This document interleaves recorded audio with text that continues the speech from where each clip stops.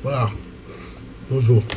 Donc là, les gens réclament ce qu'on faisait là, l'étude que j'ai fait avant, l'étude que j'ai fait la dernière fois là. Donc on a vu que, on a vu avec que ce que j'ai montré, comment on économise vraiment. L'économie, c'est pas seulement rester à dire dans l'air du temps, à dire des trucs de pointe, parler du technologie de pointe.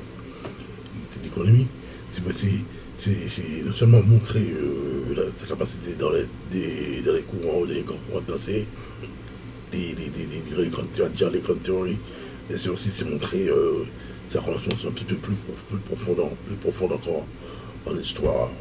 Et, l'économie, c'est forcément, c'est très souvent un diplomate, c'est un homme qui lit des lettres et qui a ajouté à cela quelques notions de mathématiques. Donc voilà, ce qu'on disait, on a vu quelques penseurs, les deux premiers penseurs, donc c'est Thomas Descartes, Platon, Aristote, enfin.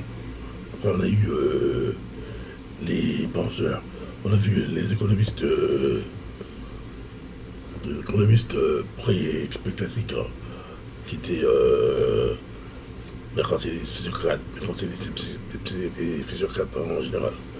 On a vu François Quesnay, Vauban, Pierre le Pézot de Bois-Guibert, Turgot, etc. Après on a vu donc sur la constitue des gens, des économistes qui pensaient avant l'évolution classique, avant l'école classique, avant l'économie classique. Après on a eu on a je vous ai parlé des penseurs clés de l'économie, de l'évolution classique, de l'école classique, qui étaient vraiment Adam Smith, David Ricardo, Jean-Baptiste Say, Thomas Robert Malthus et John Stuart Mill. Donc ceux-là étaient vraiment les grands penseurs clés de l'économie classique. Ils ont travaillé vraiment leur préoccupation première était vraiment travailler sur leur travail et le prix, le capital, tout ça. C'était ça l'ensemble de ces auteurs que je vous ai cités et leurs préoccupations pour l'économie antique, classique et classique.